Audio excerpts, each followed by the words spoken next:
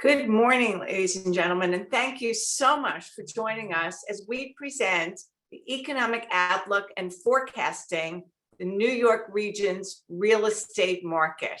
I'm Dr. Marsha Gordon, President and CEO of the Business Council of Westchester. And today we're taking a look at rising interest rates, historic inflation, and escalating global uncertainty to see how these factors are impacting commercial real estate now and into 2023. Our panel, our very distinguished panel of industry experts, will delve into the data, weigh in on the commercial sector, and share intel to help you navigate the volatile landscape and succeed in a changing market. We are delighted to host today's event with Fordham University's Real Estate Institute, and we thank Dr. Anthony Davidson, Dean of Fordham School of Professional and Continuing Studies, for partnering with us once again. And Andy Murray, I want to recognize you too and your great work at the Institute. Thank you, Marsha. Fordham School of Professional and Continuing Studies offers students a quality education in a personalized atmosphere with campuses in the Bronx, Lincoln Center in New York City, and right here in Westchester. Fordham offers a number of bachelor's degrees, post-baccalaureate and master's degrees, including in many areas of real estate, and a new master's in health informatics. Thank you, Dean Davidson and the Fordham team. We also want to thank our sponsors, and we'll be hearing from some of them: Wells Fargo, Westchester County, the Hudson Gateway Association of Realtors, and Simone Development Companies. And we're so pleased to be joined today by Richard Haggerty, the CEO of Hudson Gateway Association of Realties and President and Chief Strategic Growth Officer of One Key MLS, the comprehensive multiple listing service for the New York region. Welcome, Richard. Marsha, thank you so much. And I'm so happy to join you and Fordham and our other colleagues today to explore the economic landscape and share best practices for navigating through these unprecedented times. Real estate, commercial and residential, is a driving force of the economy. We're coming off, hopefully, fingers crossed, a global pandemic that impacted everyone in every industry. New York's real estate market was turned upside down, and brokers and agents faced extraordinary challenges. But we endured. We saw the opportunities of regionalization and worked collaboratively. Marsha, as you said, the Hudson Gateway Association of Realtors is a not-for-profit trade association representing more than 13,000 real estate professionals in Manhattan, the Bronx, Westchester, Putnam, Rockland, and Orange counties. Also, as you noted, we have One Key MLS, a comprehensive multiple listing service for the New York region with 49,000 subscribers serving the region from Montauk to Manhattan to Monticello. We believe in collaboration, and now more than ever, we all must work collaboratively and collectively to move our industry forward. So again, thank you, Marsha, for all you do and for the opportunity to be a part of today's event, where we put our minds together and chart the best path forward. Thank you so much. Thank you, Richard, and thank you for your leadership and your partnership. And I know you were at a conference in DC, so go spread the good word. Thank you. Thank you so much. We have had as a partner and as a key sponsor with our Fordham partnership, Wells Fargo. And I'm very pleased to introduce today Melinda White, commercial banking leader for the Hudson Valley, Senior Vice President for Commercial Banking for Wells Fargo. Melinda? Thank you, Marsha. Wells Fargo would like to welcome everyone to this event this morning. We're proud to sponsor the event and are excited to hear from our panelists this morning. Wells Fargo has dedicated resources in the Hudson Valley to assist you with your real estate financing needs, whether it be a CMBS execution with a dedicated service team or a competitive on-balance sheet product. We would be honored to assist you. Once again, thank you, Marsha, the BCW team, and the Fordham Real Estate Institute for putting this event together. We look forward to hearing from the panelists this morning. Thank you, Melinda. And I'm just seeing Dr. Davidson coming on. So hello, Anthony. And we would also like to thank our contributing sponsor, Simone Development Companies, one of the region's premier real estate investment and development companies with a portfolio of over 7 million square feet throughout the tri-state area, with services spanning acquisition, development, construction, finance, and asset management, accounting, leasing, and property management. Simone is set apart by its creatively oriented management team, long-term asset ownership, and its pursuit of visionary development. Thank you to Simone Development. And finally, I really want to thank Westchester County and especially the Office of Economic Development, led by Bridget Gibbons. Bridget and her great team do a fabulous job of growing business, of attracting business, of nurturing business through so many initiatives, including Element 46, including Biotechnology and Advanced Manufacturing Task Force, and many other initiatives. We especially want to thank County Executive George Latimer for his great leadership in moving Westchester County forward. So thank you to all of the sponsors. Now, let's meet our panel. I'm going to introduce everyone and then briefly, and then we are going to get into the program. We also encourage you to please post questions in the chat box, and we will try to get to them at the end of the program. So let's meet our panel. Eamon Darcy is a professor of international real estate at the Henley Business School in England. Professor Darcy's research and teaching interests focus on the internationalization of real estate involvements, institutional frameworks for property market analysis, structural change in real estate markets, the future of real estate services in the global economy, and developments in the provision of real estate education. Welcome, Eamon. Kathleen Corton is a managing partner, CEO, and CIO at Hillcrest Finance, LLC in New York City, an independent employee-owned real estate credit investment management firm focused on investing in middle market US assets through all phases of the economic cycle. Kathy established Hillcrest in 2013 and has over 30 years of experience in the real estate industry, primarily focused on debt investing. Welcome, Kathleen. Christopher Deutsch is Vice President of China City. Did I say that right, Christopher? Great, thank you. Bank International Limited. Christopher has over 25 years of experience in real estate spanning valuation, underwriting, loan resolution, portfolio management, and currently loan origination. Welcome, Christopher. Charles Dougherty is Vice President and economist at Wells Fargo's Corporate and Investment Bank based in Charlotte, North Carolina. Charles covers the US economy with a focus on commercial real estate, housing, construction, and regional sectors of the economy. He regularly writes indicator reports, produces special commentary, and contributes to the company's weekly economic and financial commentary. Welcome, Charles. Tim Jones is CEO of Robert Martin Company, LLC, one of the New York tri-states area's leading real estate development and management firms. The company has invested in transactions with a retail value in excess of $2 billion. In 2021, Tim led RMC through the firm's largest single financial transaction in its 65-year history, the $600 million recapitalization of a 45-property portfolio.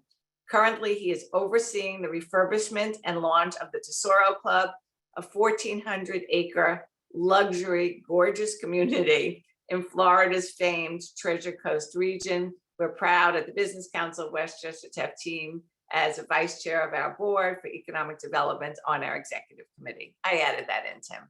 Welcome. And Nicole LaRusso is a senior director for research and analysis at the US North Region CBRE Group, Inc. in New York City. Nicole spearheads the development of market analysis and industry-specific white papers and actively collaborates to enhance and expand research offerings that respond to the demand for superior market intelligence. Nicole and her team deliver market information and in-depth insights to CBRE's advisory and transaction services professionals, to help drive informed real estate decisions for their clients. Wow, let's have a round of applause for this great esteemed panel who are all over the world today, joining us to share their insights. And now let's start, okay? So I'm going to start with Kathleen. So Kathleen, and you go Kathy. Kathy.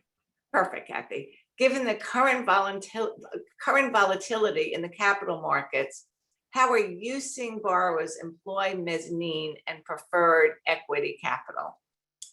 Great. Well, thanks, and good morning, everyone. So our company has two strategies. We focus on investing in mezzanine and preferred equity, as well as first mortgages on behalf of life insurance companies. And as mentioned in the introduction, I've been in the business for a long time.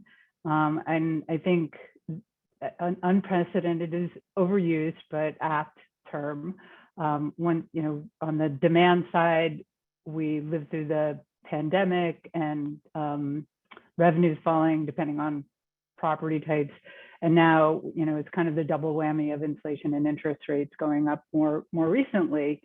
And as a result, and also I should note, we focus on commercial and multifamily, not single family residential. But as a result of, demand side imbalances and capital markets and interest rates going up, there's less debt capital in the system, if you will. So, and I'd be curious to hear from Chris as well. Bank lenders are generally pulling back, if not inactive. The agencies have reduced the amounts of leverage that they will provide to multifamily. The capital markets lenders are, some are out of the market temporarily, and some are just not sure of how they can execute. And life cos too are narrowing their credit box. So as a result, you have less leverage in the system, kind of across all product types, maybe with the exception of industrial.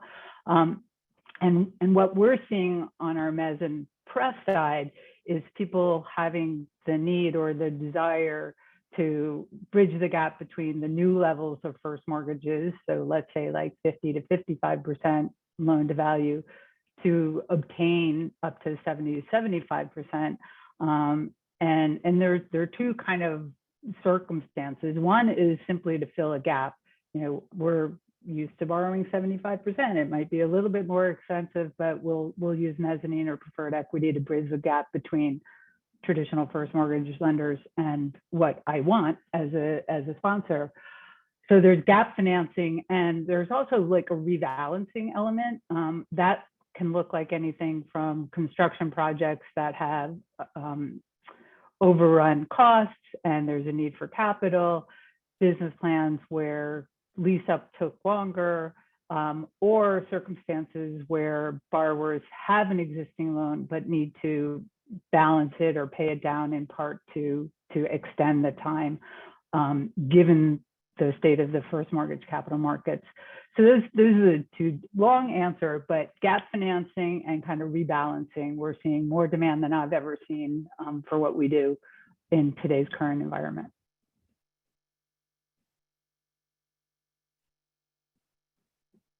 Marcia, you're on mute. Thank you so much. Not good for the host to be on mute.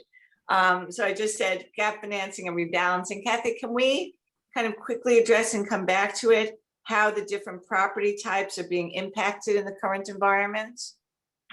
Sure. Just going down the list, multifamily, largely agency and banks drive that financing. So I look at it two ways. Look at what happens on the revenue and what has happened with the cost of capital. So for multifamily, rents are up pretty much across the board. They may have slowed down more recently, but they're still much higher than a year ago. So very positive news on the top line, but the cost of capital has gone up as well. So we think values on multifamily are down, not by a lot, but they're down. Office is again looking at fundamentals, and I know you'll address this later in the panel, but very very troubled for a lot of reasons that we're all very familiar with. And as well, and partially as a result of that, the capital markets or the availability of debt for office is also, and equity is also very tough to come by because people aren't really sure what that's going to look like. So I think, you know, office values have gone down a lot, and it's very difficult to refinance. Retail that's lived through the pandemic is oddly, you know, probably more positive than it was in the last couple of years, just because it was beaten down so hard. And I think industrial fundamentally, you know, very strong and probably the darling of the capital markets as well. And then finally on hospitality, values have gone down a lot, but kind of hotels got hit first and badly.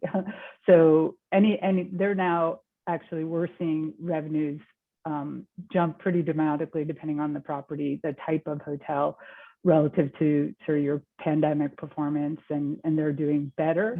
But it's kind of like this, the top that I'm finished. That's it. Hopefully that covered everything. Very good. Very, very insightful. Thank you. Thank you so much. I eagerly was waiting to see my own garage yesterday. We've been back in the office mostly, but somehow I came in early and left late. So I really didn't get a sense of how many people were back yesterday, but I will today. So thank you. Thank you. Eamon, let's go to you. So Eamon Darcy, to what extent are the trends exhibited in the New York market replicated in other major global commercial real estate markets, such as London? Yeah, we've had a bit of paradoxical market post-COVID. Certainly in offices, we've had a situation where rents have been increasing, but vacancy has been increasing at the same time, which doesn't usually happen. And we certainly have a lot of evidence of a flight to quality in terms of, particularly defined with respect to buildings with a high ESG rating, high green credentials, tenants, particularly large corporates, moving in that direction. And as a result, we now have quite a lot of office space, which is maybe not grade B, but has got some problems. And that's why the vacancy rate is increasing. I mean, there's been a big debate in the UK about people returning to work. We have lots of data now, thanks to trips on the tube, and we've discovered that people are in the office on a Wednesday and a Friday, interestingly, because they like socializing with their friends. But the interesting data certainly earlier this year for London suggested that the busiest day on the tube is now Saturday. So people are prepared to go out to socialize with their friends, but maybe not prepared to go to work, which is an interesting paradox. I think the other wider issues on the residential market, our residential market's pretty good. And I think that reflects supply side issues in the UK. There's been a lack of supply in the UK for a very long period of time. That's really resulted in a very buoyant and a very stable residential market, particularly when it comes to capital values. I would say some of the other wider trends that we're seeing, I think inflation is a huge issue at the moment in the UK. We've just got a new prime minister, and we're all waiting on what the policy response is going to be on that. But the really worrying thing as we progress through August, we keep getting worse predictions with respect to inflation. The Bank of England at the beginning of August was talking about inflation peaking next year at 13%. We're currently at 10.1%. And a prediction from Goldman Sachs came out last week suggesting we could have 22% inflation, which is horrendous, by sometime next year. So the government is likely to possibly cap energy prices at huge cost, probably spending 100 billion to cap the price of energy for both households and firms in the next few days. So that's our context. The inflation is a big, big issue. And again, it's interesting in the real estate community, people are again talking about real estate as a hedge against inflation. And certainly on the research side, colleagues are doing the work on inflation hedging properties of real estate, which we really haven't looked at since the 1970s. So those are some of the sort of trends, certainly from a London perspective. Again, it depends in Europe on from a wider European perspective as to whether people are back in the office or not. These reflect cultural issues. For example, Germany, everybody's back in the office because in somewhere like Germany, people want to separate their work lives from their personal lives. That is not true in the UK context.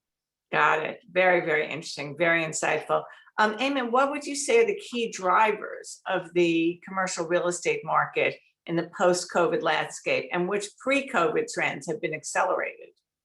I think basically we're looking at quality. ESG ratings, that seems to be a very important driver right across European markets at the moment. As I said, this flight to quality seems to be a particular driver of the office market. Certainly there have been changes. I know in London in particular, which has become a bit of a hub for life sciences, there's been a lot of demand for space from life sciences firms. And again, it reflects the increasing rise of what I would describe as alternative property sectors. The alternative property sectors, in many ways, COVID has been good for them, not just obviously logistics, but a wider range of such property sectors, particularly sort of healthcare related, life sciences. On the other hand, of course, hotels, as our colleague already has suggested, have not fared as well, but we're beginning to get the hotel market back together, particularly in large tourist related markets such as London and Paris as well. It'd be similar trends, but certainly COVID, I think the big issue is the extent to which people are going to work from home permanently for 2 or 3 days a week, and what are the implications for the demand for space which comes from that. And paradoxically, the other thing we've picked up some evidence, and certainly there's evidence in the French market as well, that there's been a flight to residential, which has got office space built in or capable of having a home office. And I think the pandemic has been a boon for certain types of residential where you have the space to be able to work comfortably from home. Whereas, of course, residential where you're sharing the kitchen table with your family to try and do some work has not been as popular. So again, I think there's long-term implications in terms of choices with respect to the residential market. Very interesting from a global perspective. Thank you. Thank you so much. By the way, I am seeing some questions in the Q&A, so we will get to them at the end. Please feel free to put them in Q&A or in chat, and we will have time to get to them, we hope. Christopher, and from a banking point of view, with your Wells Fargo hat on and a banker hat on, how do banks address interest rates and reserves as they pertain especially to construction loans?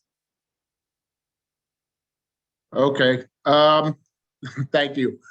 As Kathy had mentioned, there is definitely a decreasing capital out there on the debt side. And one of the key components that, if you look at how a bank addresses the debt levels, it's in the underwriting. How do they decrease that? They decrease that by using in their models, they'll put an interest reserve or calculate an interest reserve for a construction project. That way they know they're getting paid over the course of the loan. If they have an 18-month or a 24-month loan out there, they're going to calculate that interest reserve, and they're going to step it up every 6 months or year or quarter based on their models. Well, in that stepping up, we've gone from what used to be a 1/4 point step up. Say if your rate was walking into a construction loan, if your rate was 4%, you're going to step up a 1/4 point every 3 to 6 months. Well, now you've got the Fed that's turned around and said, hey, step it up 3/4 of a point. A lot of interest reserves out there are being recalculated, and borrowers are being asked, you have to fund that. And you have to have those funds in the bank ready to use. So that sucks capital out very quickly, especially if you have a construction project. And really, if you're a developer, you have very little choice as to whether or not you're going to fund that, because time is your enemy. So you will come up with the funds, you put them into the reserve. That affects your return on the project. If you bought the project or bought the land in 2018, 2019, you bought it with a certain equity return in mind. You're not going to meet that hurdle. So yes, that's primarily how we see, or at least from what I'm seeing, projects being affected and real estate being affected by the rise in interest rates, especially in construction projects. Got it. And Christopher, forgive me, and Charles, forgive me, but I know I got the banker right, but I got the wrong bank. Let me introduce you. So thank you. So you are with China CITIC Bank. Right. We're a Hong Kong bank, actually. We have offices in Singapore, Macau, mainland China, but they also have offices in LA and New York. And we look to do commercial real estate finance on top tier markets. One of the markets you were talking about was the office market. And just to do a quick sidebar here, we found that the office market in New York City is really bifurcating. We've seen a few buildings, 5 or 6, very new, brand new buildings with all the green requirements and all the amenities in them, commanding very, very high-end office rents. The 150, 200 a square foot. I even heard one hedge fund signed a lease for about $300 a square foot. Haven't seen that ever before. But then you have the B class and the C class office, and that stuff's down at around 60, maybe 90 a square foot. And my understanding is those guys are really suffering.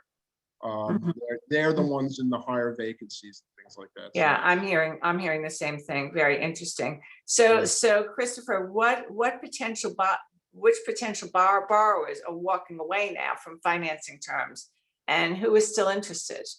So, okay, so here's what we have. We have a lot of guys who are financed someplace. They know they're not going to get a cash out. They know that they have an option on the table. A lot of loans come, say, a 5-year loan with a 5-year option to extend.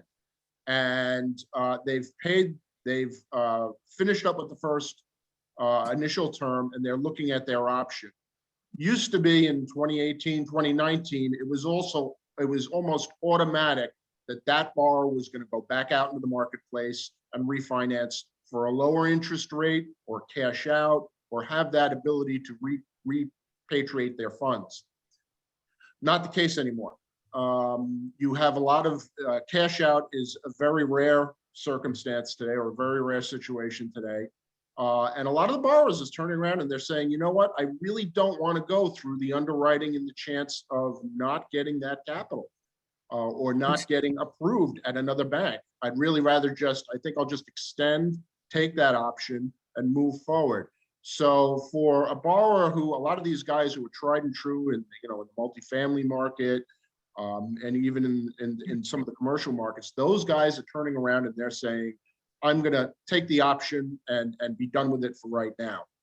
The guys who are accepting financing, I'm working on a loan now, are people who are getting the option back and they're not liking the terms the bank is putting on it. So what they'll do is they'll come back out in the marketplace and we're starting to offer shorter terms, maybe not a 5-year, maybe a 3-year with a shorter or flexible prepayment penalty, just to get through these next 2 years, and then try and see if they can refinance out later. But as Kathy mentioned, again, those LTVs are coming down, and they need something to put. They need an extra slice in the capital stack, turn around and make up for that. Very interesting. Thank you so much for that perspective. Sure. And Charles from Wells Fargo, Vice President. What are you seeing in terms of higher interest rates, specifically impacting CRE in New York? Hi, yes. So yeah, thanks again for having me. What I'm seeing is, higher interest rates are having sort of a slowing impact. I think, operators, owners have been able to digest what's happened thus far.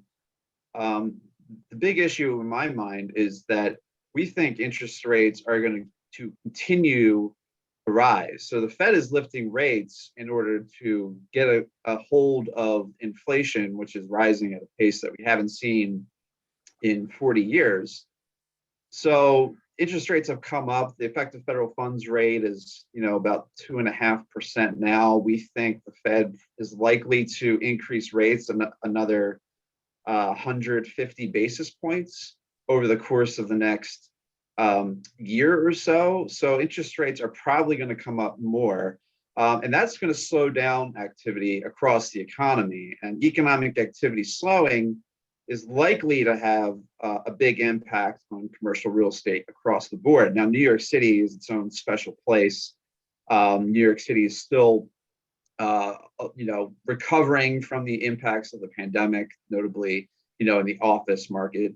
And, I would agree what Christopher and a few other people had said, where the office market in New York's, becoming a little bifurcated between Class A and Class B and C. So there is, but generally speaking, I would say, higher interest rates, as they are intended to do, are going to slow economic activity. We are forecasting that a recession is likely in 2023. And We what are would taking the typically- probability there at almost 60%. It's not 100%, but we are expecting that slowdown to result in a recession. So that is also going to have a big impact on it. Yeah, and I'm sorry to interrupt you, but what would a recession mean specifically for commercial real estate? Yeah, I think it's going to slow down demand. Higher interest rates are one thing, but when you have demand for commercial properties slow considerably, that's going to slow down rent growth. That's going to cut into property valuations. So to me, a probable recession in 2023, as we're sort of expecting here, that'll be the big impact on commercial real estate, and it'll probably have a big impact on New York City commercial real estate. So you kind of look across New York City, as I mentioned before, it's still kind of getting up off the ground from the effects of the pandemic, and a recession would only make that process even slower. So, some notable impacts I'm thinking about is, we're already seeing a very strong dollar, and one thing New York City has been waiting to kind of come back in full force is international tourists. So very strong dollar, coupled with the recession here, and probably a severe recession in Europe and a lot in other countries, that tend to visit the United States. That's going to have a big impact on New York's hotel market. Industrial is sort of its own class right now. I think that remains strong. But that, again, consumer demand slowing from just slowing economic growth, that's going to cut into demand for industrial property. So overall, what you're looking at is a slowdown in New York commercial real estate. Interesting. And Tim, you have a unique perspective as well. So can you provide an overview of what you are seeing in the key market segments, such as industrial and commercial, office, retail, and multifamily and rental?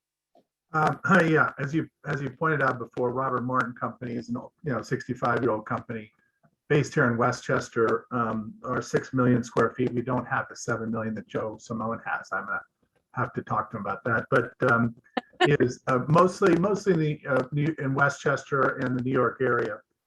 As I look at this, kind of the future, I think it's important to understand kind of the reasons for the creation of both demand and supply. And COVID hit us very hard 2.5 years ago, and really changed the real estate market enormously. Some of that was created just because of the health issues of the pandemic. Obviously, that was the radical change. But what also happened was that there were certain trends that were underway that kind of went into overdrive. Two of those trends that I thought were very important would be the remote stay-at-home kind of work change that was occurring already, and then the other big thing that happened that went into overdrive was the e-commerce and delivery economy. And those things, COVID just accelerated what was something that was already happened. So that obviously had a big effect on the real estate. Everybody's talked about industrial. Actually, 2 million square feet of our property is industrial, and particularly what they call the last mile, which is smaller local industrial. I don't think my children know how to go to the supermarket anymore. Everything gets delivered. And so that changed a lot. The other thing that changed a lot is people learned how to work from home. And that had a big impact on the multifamily sector. Somebody said earlier, the multifamily or the home office, the places where you can have a home office were particularly strong. But actually, oddly, I was talking to somebody about Jersey City this morning. The rents on there's a project there called Irby, which has 350 square foot apartments. The rents now just broke $90 a foot. on those 350 square foot apartments in downtown Jersey City. So those segments of the market obviously benefited greatly because of the change in the trends. And of course, office space was the big loser. People quit going to their offices, and then retail, particularly the entertainment retail, was heavily impacted. You saw that, of course, New York City, the restaurants, all those issues. So there were a couple of other things that were also reinforced these trends as we're leaving the economy, I think, or leaving the kind of the pandemic, is going to make it very tough to go back to the old way of doing business. One of those big trends has been the replacement of the baby boomers with Gen Y and millennials as the biggest portion of our working cohort. Those people have very different expectations and habits. Some of them again, these things were going on, but then again have been reinforced during the pandemic. Another big trend that's happening right now is the big imbalance and it really is somewhat segmented, the big imbalance between the number of workers and the number of jobs out there. It's kind of remarkable as we're going into this, some people think we already have been in a recession, the low unemployment. And again, this is segmented. One of the great examples I think is, and it hits us because we've seen big increases in construction costs, is the lack of truckers, and which makes all the sense of the world if you think about it, because the delivery economy, of course, created enormous demand for truckers. Anybody who could get a commercial driver's license could get a great job as a trucker, and Walmart is now paying $120,000 a year to people who are truckers. And that's in an industry that had a 100% a year turnover, so historically. But the kind of the overland truckers who are making on average $50,000 a year have not been replaced. So it's impacting, and those things are going to change much more slowly. So what that's resulted in, obviously, from a demand standpoint, is office space has changed enormously, especially office space that people have to commute to. I was interesting to hear that Saturday is the biggest commute day in London. I think that what I've heard is the statistics show that the office space in New York City is actually physically about 40% occupied right now. You've seen a much higher we only have a few office buildings here in Westchester now, but we think we're basically fully occupied. And I think the market here in Westchester is basically fully occupied. Another market I'm familiar with in South Florida, the suburban market is basically fully occupied, but people all want to have the ability to work from home at least part of the time, if not all the time. Demand for industrials, we said, very strong. I don't see that changing particularly. And again, it's driven a lot by the delivery economy. The retail market, what we've seen here in the retail market, somebody else referred to that, is getting better. It had been hurt badly by e-commerce, but the tenants that are replaced in it are more experiential restaurants and entertainment tenants. We've actually had some leases that we've done recently that on space that have been empty for a while. And then finally, multifamily. Multifamily, I'm most familiar with the New York area. Multifamily continues to be very, very strong. And rents are up I think in the New York City area as high as 40 or 50% of the year. South Florida, again, I'm familiar with, similar. Westchester is a bargain. I think we're only up 25%. And that's kind of the demand side. From a supply side, clearly the Fed is they figured out there's inflation. I could have told them a year and a half ago there's inflation when lumber went from $600 a board foot to $1,700 a board foot. So they're using the traditional monetary methods to try to stop inflation. Personally, I think that is not going to work so well this time around, because I think one of our biggest issues from inflation, one of the biggest creators is the supply side issue. And particularly on housing, multifamily housing, when they drive up interest rates, construction costs are already very high. You're going to see a big reduction in creation of supply. And so I think in the short term, over the long term, if they keep pushing interest rates, you're going to curtail economic activity. You're certainly going to curtail economic activity in the for sale housing markets. You're seeing that around the country. But in the short term, I think you actually could create more inflation in multifamily housing. and maybe even industrial, because you won't see as much production. Tim, a really, really great overview of different and varied sectors. But if we could quickly touch on, what impact rising interest rates and availability of capital on financing and investment have on in Westchester and in the region. And if you want to come back to that, we can. But if you can give kind of a quick one, then we'll come back. Yeah, I could say it's as I was saying before, I think it's going to curtail supply. There are things that are underway, and a lot of people already had their financing and even their rates. People who are building some of the apartment projects that are underway may have fixed their rates up front. I know that's what we did when we're building an apartment project right now. But I think it'll reduce future production. But in Westchester, you don't see a lot of production other than multifamily anyway right now. Interesting. Thank you so much, Tim Jones. And Nicole LaRusso, what are your expectations for office demand going forward, given the economic uncertainty and again, the impact of remote work? You certainly have a unique perspective at CBRE. Yeah, thank you for inviting me to join this conversation. And so many good points have already been made, so I don't want to be too redundant, but I think certainly everything that we've heard relevant to the office market and the dynamics, the fact that remote work was a trend that began well before the pandemic, but was really accelerated by the pandemic. And it's a trend that's still playing out when it comes to future demand for office space. We're definitely keeping a close eye on it, and our expectations are that on average, an office worker will spend less time in the office than before, right? That's not shocking to anyone. But the question really is how much less time, and that's a really important measure. Our expectations and our modeling of this future office demand started with the point that pre-pandemic, the average office worker spent about 4.2 days per week in the office, 4.3 perhaps. And we, based on survey and feedback we had from our own clients, we decided to, we came up with the assumption that in the future, office workers would spend about 3.2 days, somewhere in that neighborhood of time in the office. So a significant reduction of about 25% of time spent in the office.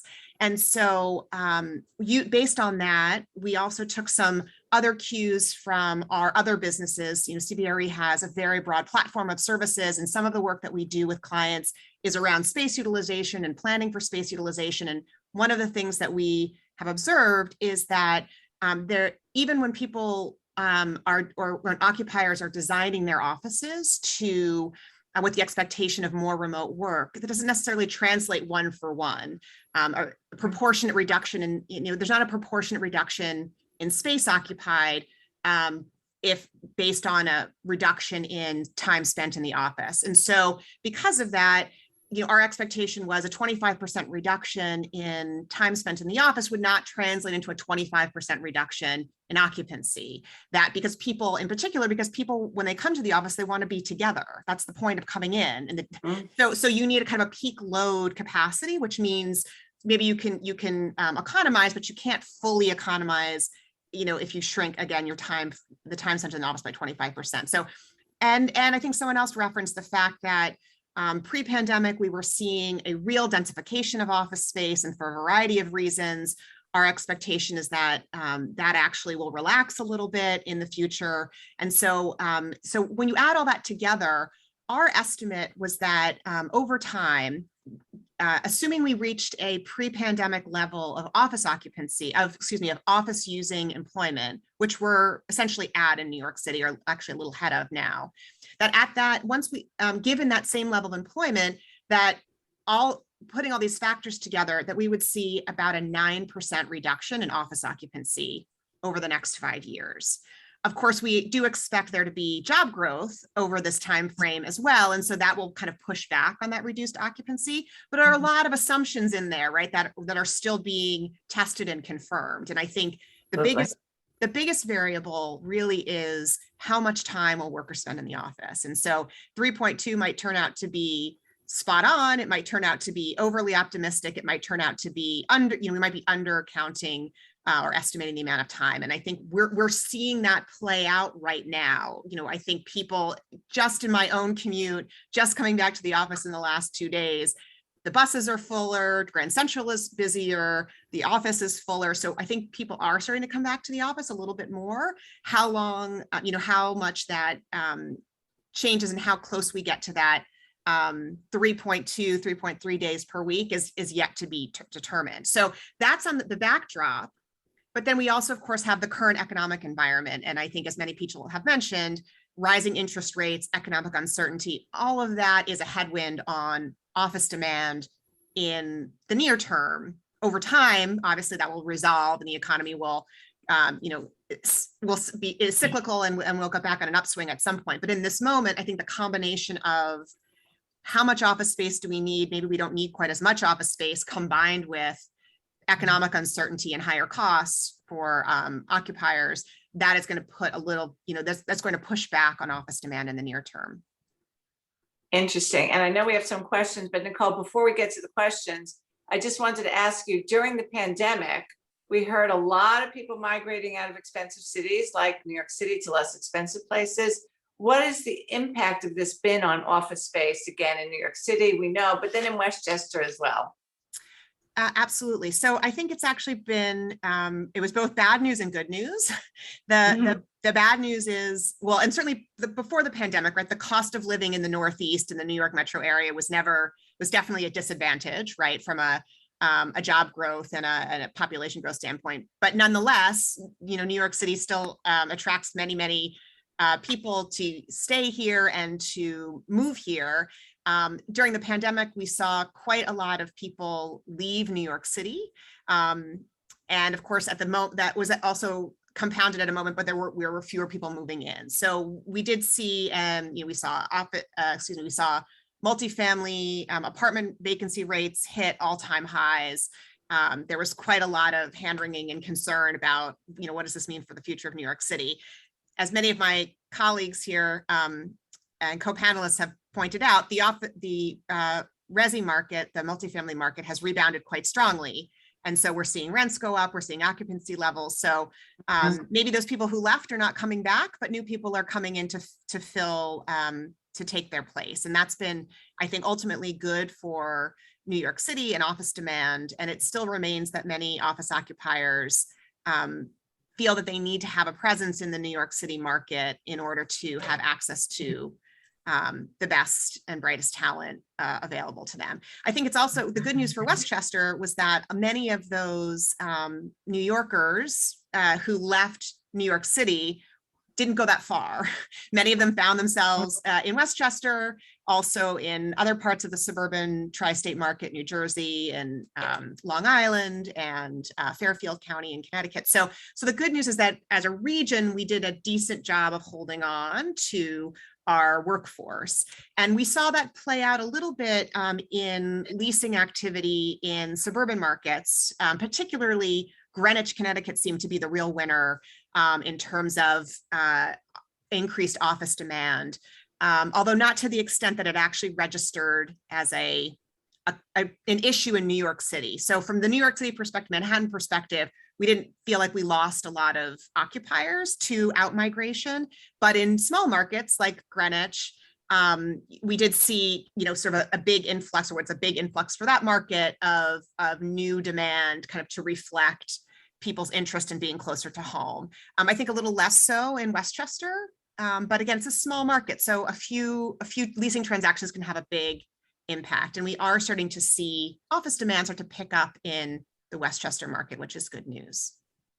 That is good news for us. Thank you so much, and thank you everyone. What very, very interesting and diverse perspectives, but a common theme, right? That things are changing, that we're continuing to watch, inflation and commercial real estate and all of the effects. But we do have some really great questions from the audience, and I'm going to start with Mackenzie Forsberg, who's asking, and really, I think this was when Kathy was speaking, but anyone feel free to please chime in.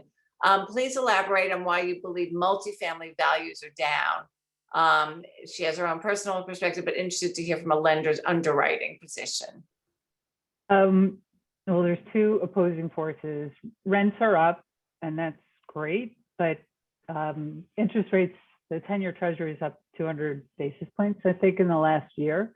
So cap rates that we saw a year ago were in a very narrow band of across the country, 3.5 to 4.5, let's say. With 10-year treasuries in the threes right now, that's not happening. And then also for construction, yield on costs, we're typically, 5.5, 6.5, maybe 7 on a good day. And that underwriting with rates where they are right now, and people trying to get even the same kind of equity return, you can't pay what you used to be able to pay. So and rent increases are not offsetting the impact of interest rate increases. Interesting. Mackenzie also wants to know, Kathy, specifically, industrial product, is that geared toward owner user? Who is your client? For us, it's not owner users, it's multi-tenant or single tenant properties. Got it. And Christopher, how are you handling the clients who choose option but fall short on value due to increased interest rates? Are you asking them to pay down the balance to meet the current value as underwritten? I think, unfortunately, I would like to say that there's a hard and fast rule for that. Unfortunately, there isn't. Really, at the end of the day, you have to go back into your loan documents and see what the requirements are at the option period.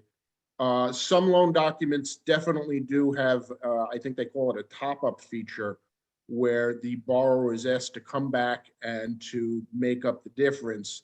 In any event, any way you do that, you're likely going to have to get the property reappraised. And the bank is going to make the determination based on the new appraisal. And again, the things that go into the cap rate for a new appraisal are, the mortgage constant, the calculation of the mortgage constant today is going to be different. So it's about the, do we ask them to come in?